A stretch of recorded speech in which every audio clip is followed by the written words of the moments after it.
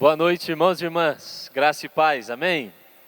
Vocês falam graça e paz ou eu estou enganado? Boa noite, irmãos e irmãs, graça e paz, amém? É que nós metodistas já começamos assim, né? Eu sou pastor metodista, apesar de não parecer, como alguns dizem aí.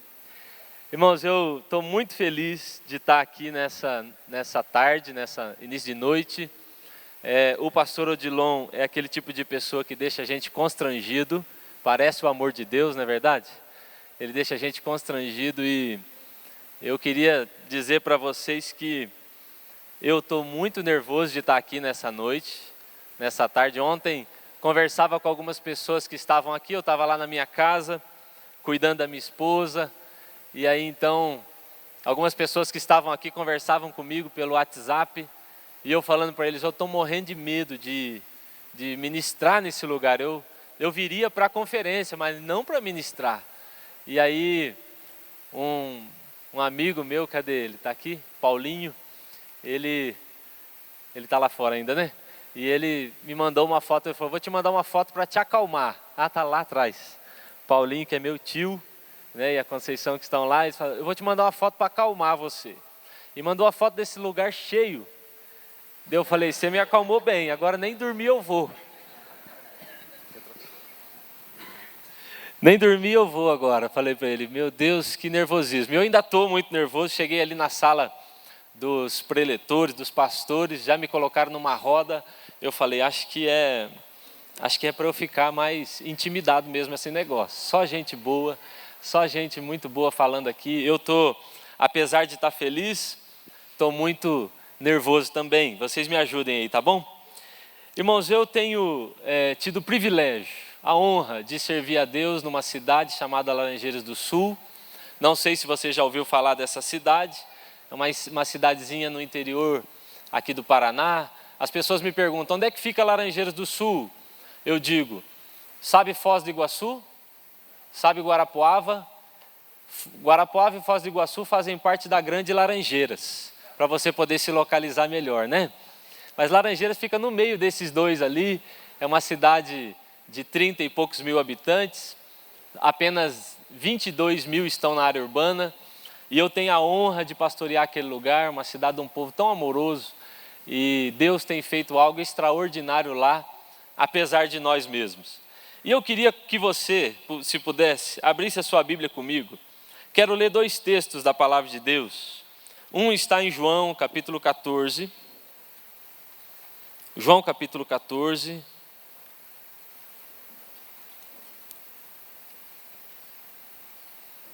E depois nós vamos ler também 2 Reis, capítulo 2. Eu tenho um pastor, um discipulador, o nome dele é Emanuel. Pastor Mano, mais conhecido por Pastor Mano. E ele me abençoou para eu estar aqui nessa noite ministrando e mandou um abraço para todos vocês, especial para o pastor Odilon. Meu pastor sempre me abençoa, senão não vou. João capítulo 14, verso 12, diz assim, em verdade vos digo, que aquele que crê em mim, também fará as obras que eu faço. E obras ainda maiores fará, porque eu vou para junto do Pai. Aquele que crê em mim fará as obras que eu faço, e obras ainda maiores, porque eu vou para junto do meu Pai. E segundo livro de Reis, capítulo 2.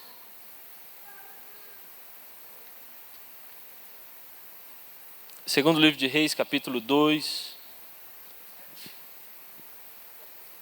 Quero ler a partir do verso 9. Eu sei que você conhece muito bem essas histórias e sei que a maioria de vocês poderia ministrar esses textos muito melhor do que eu, mas eu quero pedir que você ouça mesmo o que o Espírito tem para o seu coração. Segundo o livro de Reis, capítulo 2, a partir do verso 9, diz assim, havendo eles passado, Elias disse a Eliseu, pede-me o que queres que eu te faça, antes que seja tomado de ti. E disse Eliseu, peço-te que me dê por herança porção dobrada do teu espírito. Então Elias disse: dura coisa me pediste. Todavia, se me vires quando for tomado de ti, assim se te fará. Porém, se não me vires, não se fará. Indo eles andando e falando, eis que um carro de fogo com cavalos de fogo os separou um do outro, e Elias subiu ao céu num redemoinho. O que vendo Eliseu clamou: meu pai, carros de Israel e seus cavaleiros. E nunca mais o viu. E tomando as suas vestes, rasgou-as em duas partes. Então levantou o manto que Elias deixara cair e, voltando-se, pôs-se à borda do Jordão. Tomou o manto que Elias tinha deixado cair, feriu as águas e disse: onde está o Senhor, Deus de Elias? Quando feriu Elias as águas, elas se dividiram para um lado e para o outro. E Eliseu passou. Amém? Vamos orar mais uma vez? Senhor, somos dependentes do Teu Espírito Santo. Foi o Teu Espírito Santo que, lá no meu quarto, trouxe essa mesma mensagem. E agora eu peço que o Senhor, Pai, com Teu Espírito, venha trazer a mesma revelação que o Senhor trouxe no meu coração, lá no meu quarto. Que em nome de Jesus, os meus irmãos e irmãs recebam tanta revelação, tanta disposição para se movimentar como eu recebi. Que Teu Espírito nos ministre nessa hora, em nome de Jesus. Amém. Meus irmãos, eu desde que me lembro, desde que nasci na igreja metodista, em Mandaguari, uma cidadezinha também ali próximo a Maringá. Cresci naquele meio, conhecem ali também, alguns, é de Mandaguari também. E aí cresci por lá, nasci no meio evangélico, tudo que eu conhecia era de evangélico. Eu brinco que eu fiz parte das classes todas de criancinha, Cordeirinhos do Senhor, aquela coisa toda. Eu brinco que eu só não fui florzinha de Jesus porque eu sou macho, não é verdade? Mas aquelas classezinhas todas fui passando por elas, via os meus pais exercerem funções dentro da igreja. Minha mãe foi conselheira, na época se chamava conselheira de juvenil. Minha mãe foi por anos conselheira de juvenis. Meu pai também foi líder de sociedade de homens, e sempre exercendo função naquela igreja, mas eu via muita coisa acontecer, muito movimento acontecendo ali, participava de tudo, mas eu tive muito pouco contato com o sobrenatural de Deus. Apesar de estar envolvido naquilo tudo, apesar de crescer naquele meio, eu olhava para toda aquela estrutura, para a igreja que me apresentaram, e eu não conseguia enxergar que aquilo pudesse valer a minha vida, que eu pudesse investir a minha vida naquilo, e aquilo valeria toda a minha vida. Por um tempo eu lia sobre os avivamentos, eu ouvia falar sobre lugares onde Deus estava fazendo coisas maravilhosas, e eu tinha uma convicção. Eu pensava, ou eu estou no lugar errado, ou eu nasci na época errada. Não é possível. Porque eu ouvia aquelas histórias de avivamento, porque lá está acontecendo uma grande coisa. Eu pensava, meu Deus, quando é que nós vamos viver? Porque agora lá no país tal existe um avivamento, porque no ano tal houve um avivamento. E eu chorava, porque eu pensava, eu estou errado. Ou nasci na época errada, ou nasci no lugar errado. Eu tinha começado a acreditar que Deus escolhia algumas pessoas para viver obras maiores, e escolhia outros para viver obras medíocres. Alguns Ele escolhia para ter ministérios relevantes, excelentes, e outros Ele escolhia para viver uma vida na média. Esse foi o entendimento que eu cheguei em uma fase da minha vida. E eu estava completamente errado. A verdade, irmãos, eu gosto de pensar em como a Bíblia é simples. A verdade é que Deus escolheu e chamou todos nós para obras ainda maiores. Amém? Você crê nisso? Ele chamou todos nós para isso, para obras maiores. Irmãos, era difícil para mim. Eu não conseguia acreditar. Eu me lembro de uma vez, quando eu comecei a me movimentar ali, meu pastor chamava: Cezinha, você vai... E eu pensava, eu vou, mas eu vou ser um daqueles pastores, daqueles na média, aquela coisa que não vai, aquela coisa que não experimenta sobrenatural, aquela coisa de manutenção. Sabe aqueles pastores de profissão? Só para ter algum lugar para tirar o sustento. Me lembro uma vez que eu estava pregando de tarde, irmãos. Pense no meu desespero, na minha agonia. Era uma tarde, um pastor me chamou para pregar numa congregação, 3 horas da tarde. Aqueles cultos, irmãos, um sol entrava assim bem de frente de onde eu estava pregando, uma igrejinha pequena num bairro, umas poucas irmãs ali, o pastor na primeira cadeira dormindo, e ele estava certo, era a melhor coisa que ele podia fazer naquela hora, ouvindo aquela pregação. Eu via ele dormir e eu pensava, enquanto eu pregava, eu pensava, meu Deus, eu vou fazer isso a vida toda. A vida toda eu vou pôr as pessoas para dormir. A vida inteira vai ser isso aqui, ó. Que desespero, irmãos. Eu me lembro naquele dia que eu pensei, eu vou embora. Eu vou sumir daqui. Não existe obras maiores para mim. Um dia o meu pastor Mano, falou assim, Cezinha, faltou o pregador lá numa cidade chamada São Pedro do Ivaí.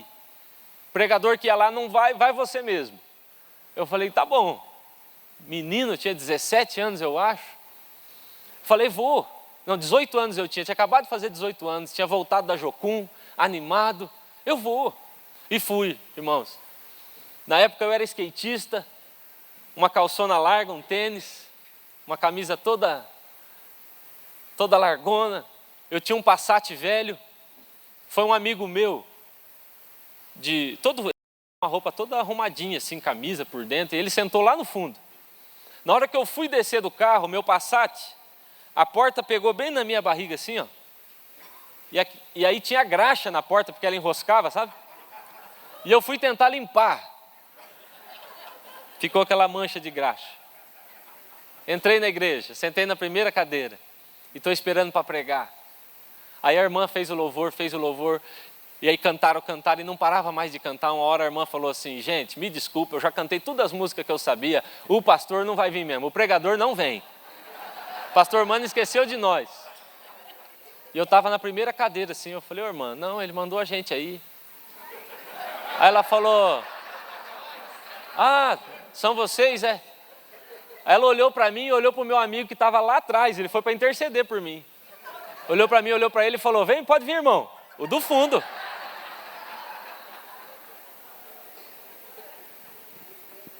Irmão, eu pensei, não dá, para mim não dá.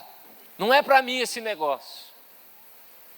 Eu vou virar um daqueles pastor de manutenção, pastor por profissão, eu não quero. As obras maiores, na minha opinião, naquele momento estavam reservadas para alguns, mas eu estava enganado, como eu disse. Eu gosto de como a Bíblia trata as coisas de forma simples. Você já reparou como é a gente que complica? Eu sempre digo que se a gente quisesse viver obras maiores, era só não atrapalhar Jesus, não é verdade? Ele faz. Mas é interessante como a Bíblia simplifica. Ele diz assim, vocês farão, vocês que creem nele, vocês que creem em mim. Quantos creem em Jesus Cristo aqui, amém? E ele disse assim, olha, para você fazer obras maiores é o seguinte, você crê em mim, então você vai fazer as mesmas obras que eu faço, e obras ainda maiores. E ele diz, só por um motivo, porque eu vou para junto do Pai. Por quê? Por que é que as obras maiores vão acontecer na minha vida? Ele diz, porque eu estou indo, e agora fica na sua mão. Porque eu estou indo, e agora o Espírito vem, e ele vai te encher.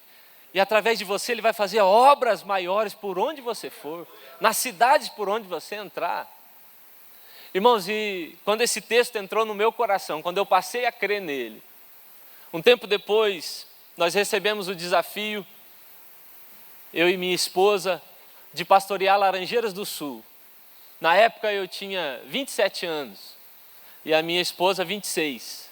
Tem 6 anos que nós estamos lá. Foi um grande desafio para nós. Mas nós chegamos naquela cidade, como eu disse, uma cidade pequena, um lugar onde eu nunca havia imaginado morar, e hoje não imagino, não me vejo fora de lá, amo aquele lugar. Quando nós chegamos no trevo daquela cidade, Deus colocou dentro do nosso coração esse texto, ele dizia, é nessa terra que vocês viverão obras ainda maiores. Eu vou fazer obras ainda maiores nesse lugar. Ele me pedia assim, Cezinha, ame essa cidade como eu a amo. E se você puder amar essa cidade como eu amo, então eu farei as obras maiores acontecerem nesse lugar. Nós estamos vivendo em 2015, em Laranjeiras, nesse ano, nós estamos chamando o ano da revolução do amor. Nós queremos amar aquela cidade cada dia mais. Nós queremos nos importar com ela cada dia mais. Então, quando nós começamos a amar aquele povo, começamos a demonstrar para eles um interesse, nós dissemos, nós vamos viver aqui, nós queremos cuidar de vocês, nós queremos pastorear vocês. Então as pessoas começaram a acreditar naquilo. Então algo maravilhoso aconteceu, está acontecendo lá. Eu tenho pensado, irmãos, que tem um motivo para Deus estar fazendo isso em Laranjeiras, tem um motivo para Deus estar fazendo isso através da gente. E a minha opinião é que Deus está fazendo lá, através de pessoas simples, através do pastor mais limitado que dava para ter, só para provar que Ele faz em qualquer lugar e através de qualquer pessoa. Essa é a minha opinião. Sabe, meus irmãos, a Bíblia fala em Mateus capítulo 9, a Bíblia diz que a multidão andava aflita, a multidão estava exausta e havia um motivo para elas estarem assim. E o motivo é que faltava pastor. Jesus disse, elas estão assim, porque elas são como ovelhas sem pastor. A nossa palavra hoje em Laranjeiras é, todos são pastores. Você não precisa de um título. Num culto nós mandamos, estenda a sua mão e nós ungimos todo mundo pastor, vai cuidar de gente. Nós vamos cuidar de gente. Porque o problema da cidade, o problema que existe lá, elas estão aflitas, estão cansadas. Jesus disse, é porque falta pastor, falta quem pastoreie. E eu tenho pensado, irmãos, que não falta, o que hoje, a falta que existe não é a falta de pastores de ofício, mas a falta de pastores de coração. Coração pastoral. Gente que ama a gente. Eu tenho pensado muito em quando Eliseu manda Geazi lá cuidar do filho, do menino morto. Ele fala, pega o bordão, vai lá e leva. E ele vai. E ele chega lá, coloca o bordão em cima do menino e diz, não ressuscitou. E ele volta e entrega para Eliseu e fala, não ressuscitou, só isso. Não tem um coração pastoral, ele fala, eu fiz a célula. Eu fiz como o Senhor mandou, pastor. Não deu certo, e larga lá. É interessante que Eliseu tem o coração de pastor e ele vem. E a Bíblia diz que ele se coloca em cima do menino, mão com mão, boca com boca, olho com olho. Ele fala, eu quero saber o que está acontecendo com você. E eu não vou sair de cima de você até que você se levante. Esse é o coração pastoral, na minha opinião. Gente que fica em cima, que ama, que não usa uma cidade como trampolim para uma cidade maior ainda ou melhor. Chegaram a me dizer isso. Você vai fazer um bom trabalho lá, depois você vai para um outro lugar. Eu disse, vocês estão enganados. Pastor Jeremias Pereira disse, o ministério pastoral começa a dar certo quando o pastor ama aquele lugar tanto que ele compra um terreno na cidade. Eu achei estranho, eu falei, terreno na cidade? Ele falou, um terreno no cemitério da cidade. E ele diz, eu vou morrer aqui, gente. Eu gosto da conversa de Saul com Davi, sabia? Eu gosto daquela conversa. Quando Davi diz, eu vim e eu vou lutar contra o Golias. E aí Saul fala, você não aguenta, você é pequenininho. E a explicação de Davi é que enche meu coração. Davi fala para ele assim, sabe por que eu vou? Vou te explicar por que eu vou. Uma vez eu estava cuidando de ovelha e veio um leão. E eu fui para cima dele. E eu matei aquele miserável daquele leão. E outro dia veio um urso. E o urso veio para cima das minhas ovelhas. E eu peguei aquele miserável daquele urso e matei ele também. E por um bom tempo eu enfatizava isso, né, quando eu ministrava. Ele matou um leão, ele encarou um urso. A ênfase de Davi não está nas lutas dele. É interessante para mim, na minha opinião, que Davi está enfatizando as ovelhas. O cuidado dele com ovelha. Ele está falando para Saul, em outras palavras assim, amigo, deixa eu te explicar uma coisa, eu sou pastor. Eu tenho um coração de pastor. Eu não tenho título, mas eu tenho um coração. Pode vir quem for contra as minhas ovelhas. E tem uma coisa que você não sabe. Samuel já passou lá em casa e já me ungiu. E eu vou lutar com esse Golias, porque esse povo todo que ele está ameaçando são minhas ovelhas agora. Mesmo que custe a minha vida, eu vou lutar com esse homem agora. Eu penso que Deus tem procurado pastor de verdade, sabe, gente? Eu vou falar para você, desculpa o desabafo, eu estou um pouco enjoado de pastor frouxo. Me desculpe, irmãos. Líder mais ou menos, sabe? A hora que aperta, ele corre. A orientação de Jetro para Moisés foi clara.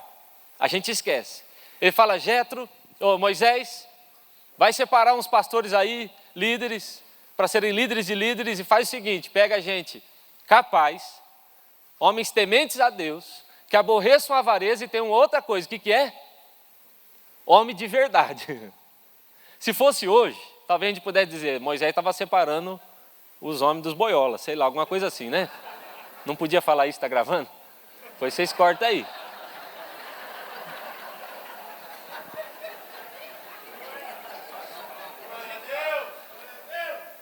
Mas Moisés fala para ele, o Jetro fala para Moisés, Moisés, fala o seguinte, para você não ter muito trabalho, você vai dar muito trabalho para você se você procurar líder que não seja homem de verdade. Arruma pastor, arruma gente que tenha o coração pastoral, que seja temente, aborreça a avareza, homens capazes, mas tem que ser homem de verdade. Esse negócio de gente frouxa, a hora que aperta, sai correndo. A hora que a coisa aperta, pastor, me mande para uma outra cidade, meu supervisor, me manda para um outro lugar. Nós decidimos em Laranjeiras, nós vamos amar esse lugar, nós vamos viver nesse lugar, nós vamos morrer nesse lugar. Irmãos, duas coisas eu aprendi com o meu pastor, duas coisas muito importantes que fizeram toda a diferença no meu ministério, na minha vida. Unção e ousadia. Repete comigo, unção e ousadia. Eu tenho pensado, irmãos, que eu já falei isso em alguns lugares, a unção, a ousadia sem a unção, para mim, é uma grande loucura. Você ser ousado, sem ter unção para aquilo, é uma grande tolice, uma grande bobagem. A Bíblia fala que, em Atos, a Bíblia diz que alguns discípulos, alguns homens ali foram tentar expulsar um demônio. Para mim, expulsar demônio é algo ousado de se fazer, sim ou não? Mas eles não tinham unção. O que acontece? A Bíblia diz que eles levam uma camaçada de pau, como diz lá em Laranjeira, uma catunda de pau, é assim, patrola, que fala? Uma catunda de pau e ainda são expostos, apanham. A Bíblia diz que Sansão era ousado em uma fase da sua vida, mas ele não sabia que ele já tinha perdido a unção, não é assim?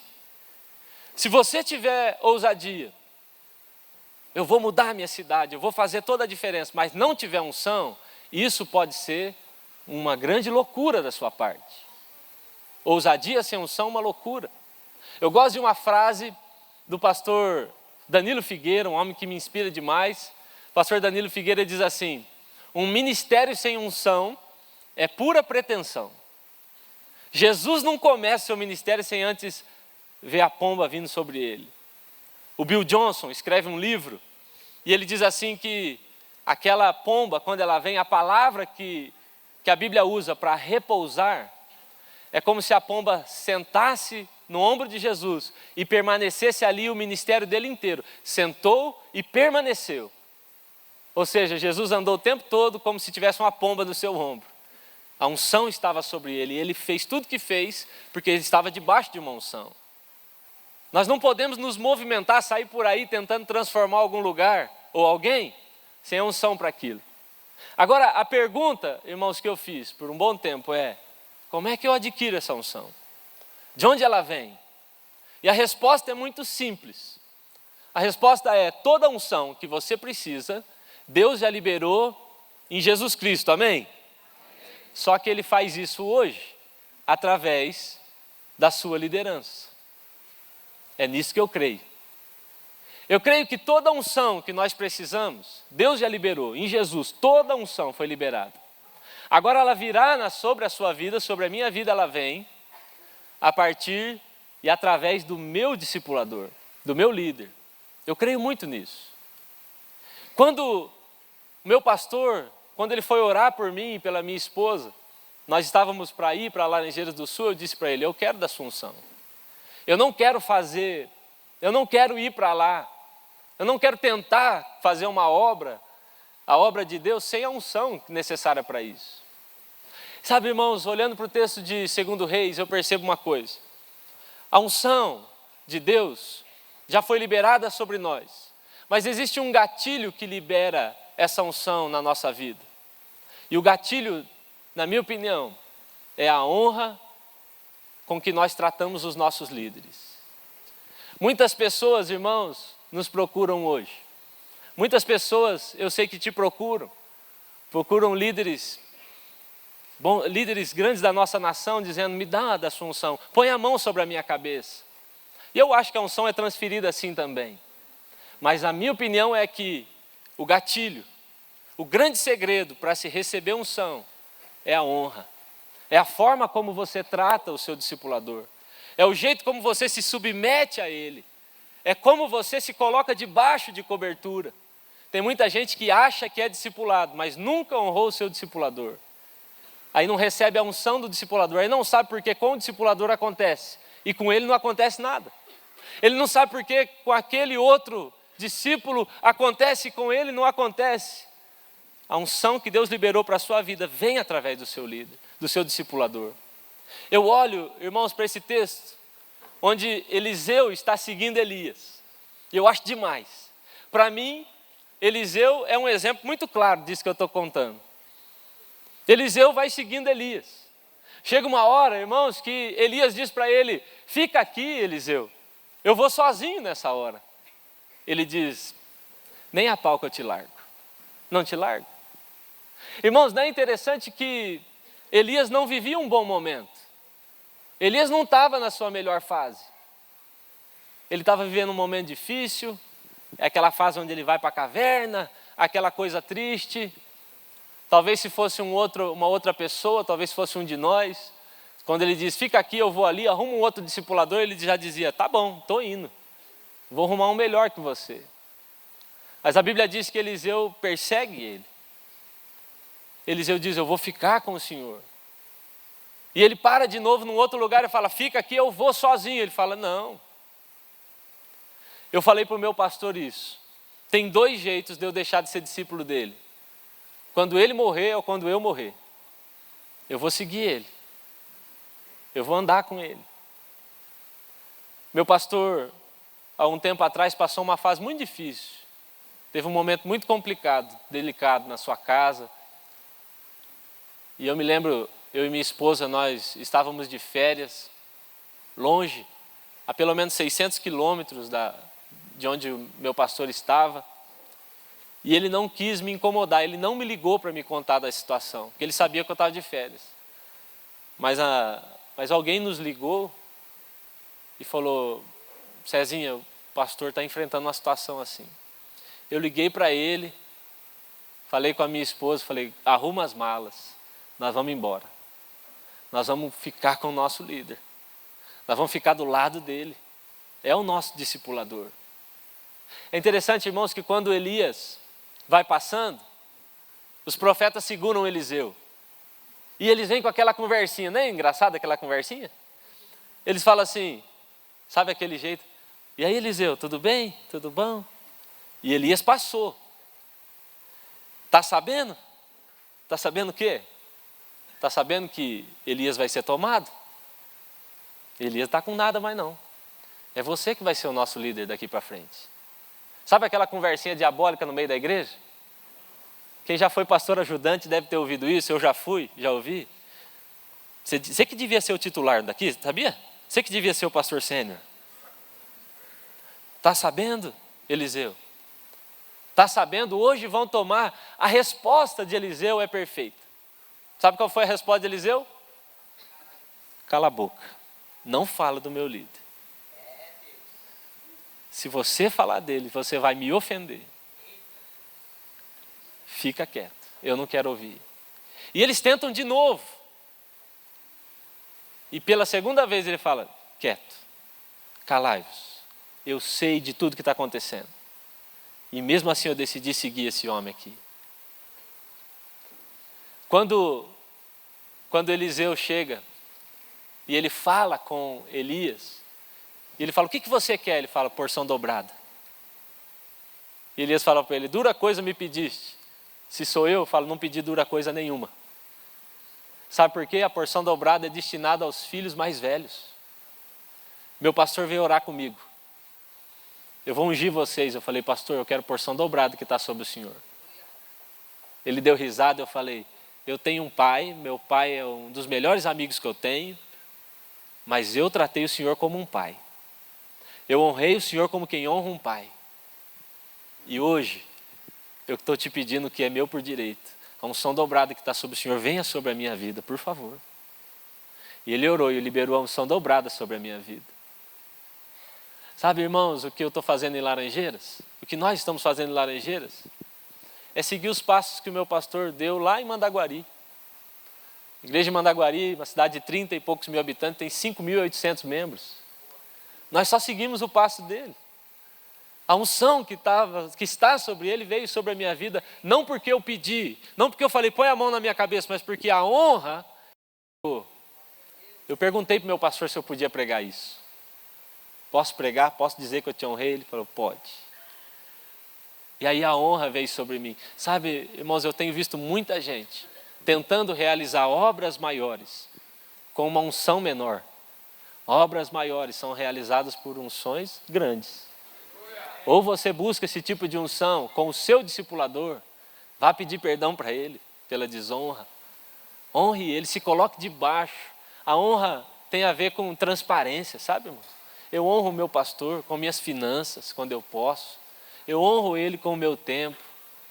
Liguei para ele ontem ainda, pedi perdão para ele por algumas coisas que Deus me falou. Pedi perdão para ele, estava meio gripado, parece que nem queria me ouvir direito, não tem problema. Eu estou ligando para ele, estou falando com ele, não tem problema. E aí a unção vem sobre Eliseu. Então, se por um lado, a ousadia sem unção é uma grande loucura, por outro lado, a unção sem a ousadia é um grande desperdício, não é verdade? Se você é um louco quando realiza com ousadia sem unção, nós desperdiçamos demais quando deixamos de realizar e a unção já está sobre nós. Eu acho legal, irmãos, que Eliseu vem seguindo Elias, e Elias então para na frente do Jordão, e ele pega o manto, é isso que a história conta. A Bíblia diz que ele bate com o manto ali no Rio Jordão, e eles atravessam o rio a seco. Não é assim que a história fala, que aconteceu? E eles atravessam o Rio Jordão, e eles estão desse lado. O rio já fechou. Os fofoqueiros ficaram do lado de lá. Fica para lá vocês. E eles estão do lado de cá. A Bíblia diz que é aqui que eles recebem a unção. Depois que então Eliseu recebeu a unção, Elias sobe, aquela coisa toda, vocês conhecem. Ele diz, meu pai, carro de guerra e seus cavaleiros. Você sabe a história. E ele vai embora. Agora o manto está sobre ele, a unção está sobre ele. Eu fico me imaginando naquela situação, irmãos. Tchau. Vamos embora. Aí tem o rio. Falei agora, e esse rio aqui? Eliseu olha para o rio, olha para o céu, o líder já foi. E ele olha para o manto que está sobre ele, a unção está sobre ele. Então agora ele sabe que a unção está sobre ele. Não usar essa unção seria um tremendo desperdício. E o que ele faz? Gira o manto e na água também. Fala, onde é que está o Deus do meu Senhor? E ele atravessa o rio a seco também. Porque agora com a unção ele pode realizar as mesmas obras e obras ainda maiores que o seu discipulador. Unção sem ousadia é desperdício. Ousadia sem unção é loucura. Eu tenho percebido, irmãos, que a maioria, muitas pessoas que eu conheço, ao longo da sua trajetória, recebem muita unção. Mas como eles recebem muita unção e muitas outras coisas também, eles vão deixando de ser ousados. Muitas pessoas pensam que são cautelosos, mas já se tornaram covardes. Você conhece alguém assim? A linha, irmãos, eu falo que existe uma linha que a gente tem que tomar cuidado. A timidez e a teimosia e a perseverança, parece que se não tomar cuidado, uma hora você passa para lá e para cá, não é assim? A cautela e a covardia também. Eu fico pensando, irmãos, em alguns líderes que eu já olhei, já me inspirei, e tenho esse cuidado comigo. Em um tempo eu era tão ousado, fazia tanta coisa que me inspirava e de repente se tornou covarde, foi parando de fazer. Uma coisa eu tenho percebido, as pessoas mais ousadas são aquelas que acreditam que têm menos a perder. São aquelas que dizem, eu vim sem nada, Deus me deu tudo. Eu não estou nem aí com a minha reputação, eu vou cuidar do meu caráter. estão prontas a renunciar o que for preciso. Quando nós chegamos em Laranjeiras do Sul, depois de um tempo ali, Deus nos pedindo ousadia, Deus nos pedindo coisas importantes que nós fizéssemos, um dia eu e minha esposa estávamos orando. Era uma madrugada, só nós dois, no templo. E aí, eu estava bem no altar assim, e ela lá no fundo, só nós dois, de madrugada. E quando eu vim para o altar, Deus falou comigo, bem sério. Ele me falou, Cezinha, o que é que você está disposto a renunciar para obras maiores? E eu falei tudo. E eu não sabia o que eu estava falando, não é verdade? Eu falei tudo. E ele falou, o que é que hoje há no seu coração de mais importante? E eu pensei em falar ministerialmente, sabe? Falei, a obra. Pensei em falar assim.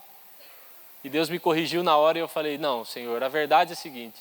O projeto agora que está tá maior no meu coração é um filho. Eu quero muito ser pai. Já tinha algum tempo que eu e minha esposa estávamos querendo.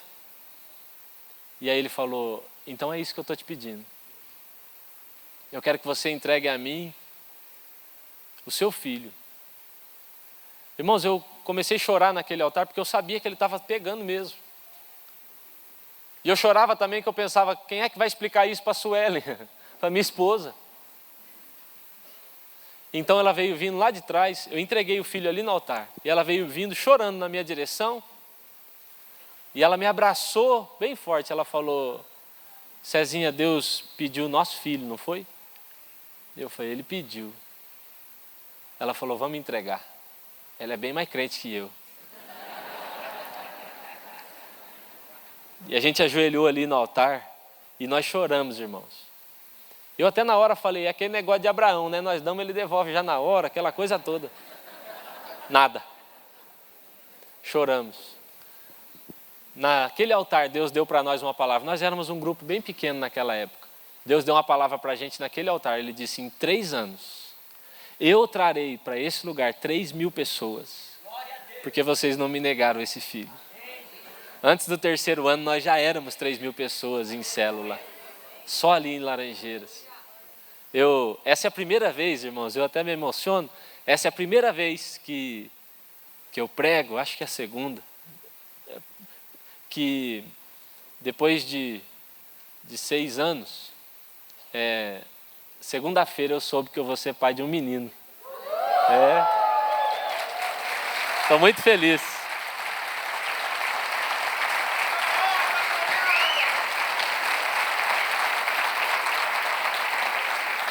Se você quiser viver obras maiores, você vai ter que fazer renúncias maiores. Um dia eu fui pescar com meu pai, e aí a gente tem um barquinho, e aí eu fui entrando com o barco na água, meu pai, falei, pai, sobe aí para o senhor não se molhar, e meu pai subiu no barco. E eu fui empurrando o barco na água, e conforme a água foi subindo, ela chegou assim na minha perna e eu parei, eu falei, pai, espera só um pouquinho. E aí eu lembrei que eu estava com a carteira no bolso. Aí tirei a carteira, entreguei para o meu pai. Aí tirei o celular, entreguei para o meu pai. Tirei a chave do carro e entreguei para ele. E aí entrei com a água por aqui assim e me joguei dentro do barco. Quando eu entrei no barco, Deus falou assim comigo, é por isso que pouca gente experimenta águas profundas. E eu falei, por quê? Ele falou, porque tem que entregar tudo para o pai. Antes de entrar em águas profundas, tem que tirar tudo, entregar tudo. Aí só depois que vai. A sua renúncia vai determinar o nível do propósito que você vai viver em Deus. Sabe o que é que determina a sua renúncia? Eu quero terminar assim. A sua renúncia determina o que você vai viver em Deus. Mas o que determina a sua renúncia é a sua paixão por Ele. Eu nunca pensei em negar nada a Deus, porque a coisa mais valiosa que eu tenho é Ele mesmo. Eu nunca pude dizer não para Deus em nada, porque a coisa mais preciosa que eu tenho é andar com Ele, é viver com Ele, é servir a esse meu Deus. Um dia Eu tive o prazer de estar na Inglaterra e fui até a casa de John Wesley, fundador do metodismo. Como bom metodista, fui lá. Cheguei lá, irmãos, eu me lembro de uma história que eu tinha ouvido. Eu, minha esposa, os nossos pastores estavam juntos. E aí eu falei para o cara lá, eu soube que tem uma história aqui. Não sei se vocês já ouviram essa história, que John Wesley tinha um lugar onde ele orava. E um dia, um rapaz se perdeu do grupo que estava visitando e estava no lugar ajoelhado. O lugar afundadinho lá não existe não, viu, irmãos? Aquele é mentira do povo. Disseram que tinha até o lugar onde ele ajoelhava, que ele não tem não. Desculpa se eu acabei com o romantismo da história sua aí. Não tem não. E aí um rapaz se perdeu do grupo, era um jovem. E ele se ajoelhou no mesmo lugar onde John Wesley orava. E John Wesley mudou a história daquela nação. E ele se ajoelhou e ele gritava, faz outra vez, faça de novo. E alguém bateu nas costas dele e disse, não adianta orar assim, Billy Graham. E eu fiquei sabendo dessa história, falei para o rapaz, é verdade? Um senhor, ele falou, essa história é verdadeira. Falei, posso conhecer o quartinho?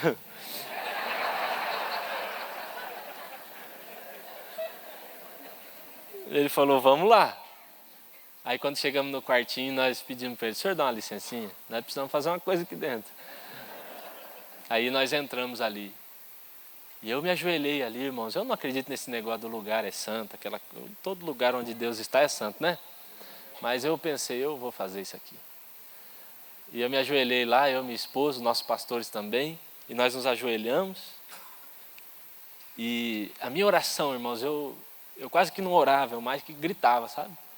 E meu grito era, Senhor, eu não tenho um pingo da capacidade que John Wesley tinha, mas nem um pouco.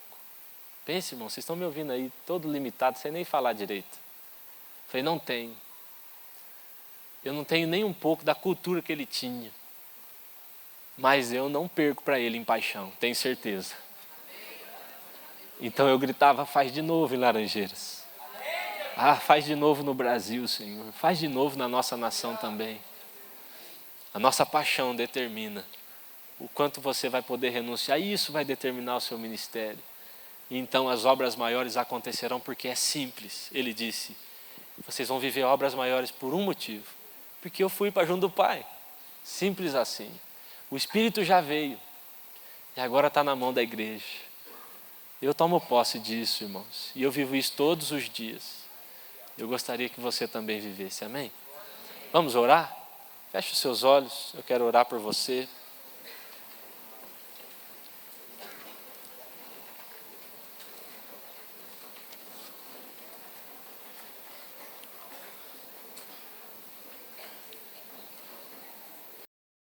Eu quero orar com você, meu irmão, minha irmã. Eu sei que nessa noite talvez você tenha que ter algum conselho diante do Senhor.